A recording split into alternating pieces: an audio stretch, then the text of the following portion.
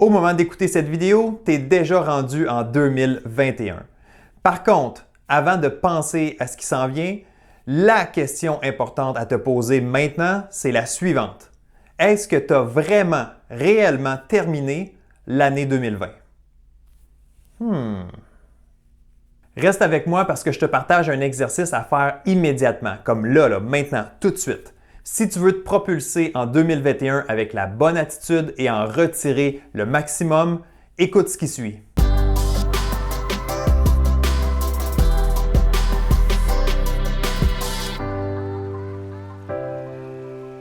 Salut, je suis Jonathan Lelièvre, consultant en performance mentale. Pour ton projet sportif ou autre, je suis là pour t'accompagner dans ta quête d'excellence. Bon, 2020 est terminé. Mais est-ce que tu as complété la boucle? Tu te demandes peut-être de quoi je parle. Dis-toi que c'est comme une compétition sportive. Une compétition n'est pas terminée, ta performance n'est pas terminée tant que tu n'as pas fait le après. L'après, c'est l'analyse, la rétroaction, la réflexion, le débrief, l'introspection, le compte-rendu, le questionnement, l'examen, la revue, le rapport, la dissection, l'autopsie, bref, c'est le bilan. Tu prends un moment pour t'arrêter et réfléchir sur ta dernière année.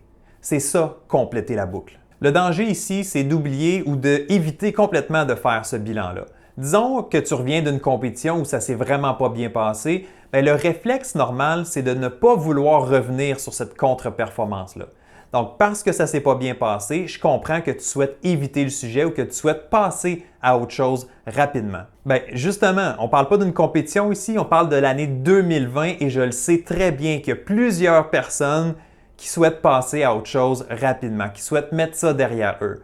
Encore une fois, l'année 2020, je le répète, n'est pas terminée tant que tu n'as pas complété la boucle. Donc, c'est important de prendre quelques instants pour réfléchir, pour faire un retour, pour faire un bilan sur ta dernière année. Donc, on va se concentrer sur 2020 pour aujourd'hui. Pourquoi je dis que c'est un danger? C'est parce que pour chaque événement qui se passe, que ce soit une contre-performance, que ce soit une année 2020 un peu moins intéressante, dans chacune de ces situations-là, il y a toujours des moyens d'avancer, de progresser, de cheminer en tant qu'athlète, mais en tant qu'individu aussi. Alors le danger, c'est de ne pas aller chercher, de ne pas aller extraire ces informations-là et de s'en servir pour se propulser vers l'avant.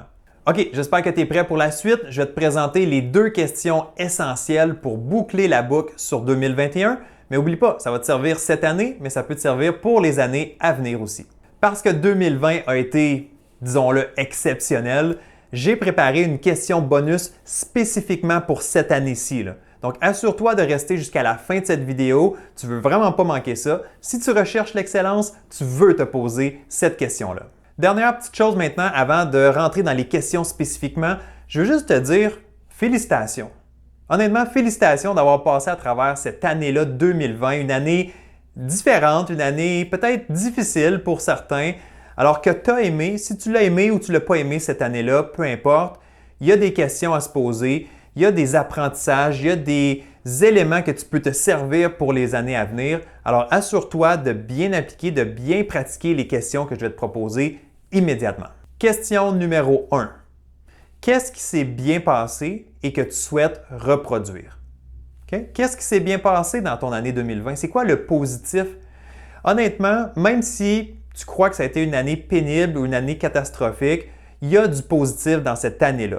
Donc, je veux vraiment que tu fasses un effort aujourd'hui de t'arrêter puis de regarder qu'est-ce qui a été bien pour moi cette année-ci. C'est quoi mes petites victoires? C'est quoi les choses qui ont tourné à mon avantage, malgré que peut-être l'ensemble de l'œuvre, ça n'a pas été super positif, mais il faut faire un effort pour aller chercher les éléments qui ont bien été pour toi. Retrouver du positif dans des situations difficiles, justement, c'est pas toujours facile à faire. Je comprends ça. Tu reviens d'une compétition, ça s'est pas bien passé. C'est dur de dire « Ah, mais ça, j'ai bien fait ça » ou « Ça, j'ai réussi ça ». Je comprends ça. Mais il faut faire un effort, il faut développer ce réflexe-là, de trouver les petites parcelles de lumière, de soleil malgré les nuages. Alors, c'est ce que je t'invite à faire. Prends le temps d'y réfléchir. Il y a du positif dans ton année 2020, c'est clair, net et précis.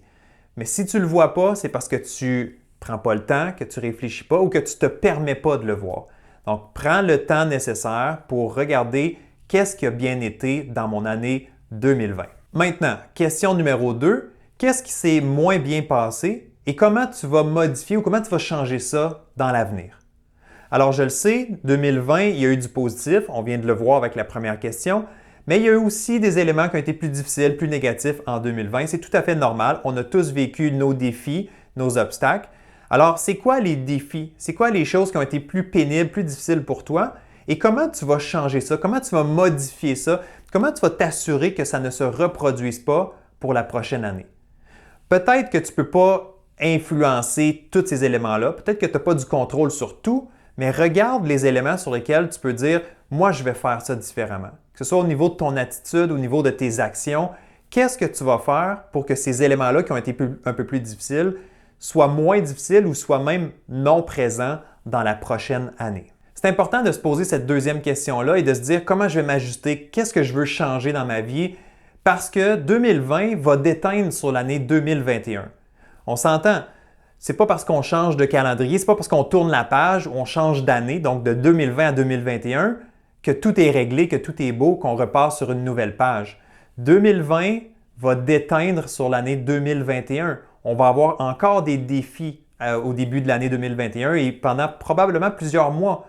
Alors, c'est important de tout de suite chercher à s'adapter, à faire mieux, à réfléchir sur cette dernière année-là et voir comment nous, individuellement, on peut faire mieux malgré la situation qui n'est pas évidente. Chose certaine, l'année 2020, que tu l'as aimée ou que tu ne l'as pas aimée, elle peut te servir à te propulser avec la bonne attitude dans l'année 2021. Le seul coût qui est relié à ça, c'est de prendre le temps nécessaire de réfléchir aux questions que je t'ai proposées et peut-être même de les écrire. Prends-toi papier, crayon et prends la peine de ressortir les apprentissages pour te permettre d'aller chercher une année 2021 extraordinaire. Pour terminer, voici une question bonus que je t'avais promis en début de vidéo. Alors, la question bonus spécifiquement pour l'année 2020, c'est la suivante. Qu'est-ce que l'année 2020 t'a permis d'apprendre sur toi-même? Qu'est-ce que l'année 2020 a exposé chez toi? Qu'est-ce que ça t'a permis de comprendre, de réaliser à propos de ta capacité à gérer le stress, la nouveauté, l'anxiété, l'incertitude, les inquiétudes? Qu'est-ce que tu as réalisé lors de cette année 2020? Parce qu'on le sait, il y a eu des défis, c'est tout à fait normal. Vivre l'anxiété, c'est tout à fait normal. Mais qu'est-ce que ça t'a permis d'apprendre sur toi-même? J'aime parler aussi d'angle mort. Qu'est-ce que ça t'a peut-être fait réaliser que justement, tu ne savais pas que tu avais comme défi ou comme épreuve? Alors, c'est important de réfléchir à cette question-là et de mettre les choses en place. Donc, si tu as besoin d'apprendre à gérer ton stress, par exemple, bien, l'année 2020 t'aura permis d'apprendre ou de découvrir ça et maintenant, ça va être le temps de passer à l'action. Ça va être maintenant le temps d'aller te chercher des outils que tu as besoin. Alors, l'année 2020, même si elle a été difficile pour toi, elle peut t'avoir servi grandement si tu prends la peine de répondre à cette question-ci.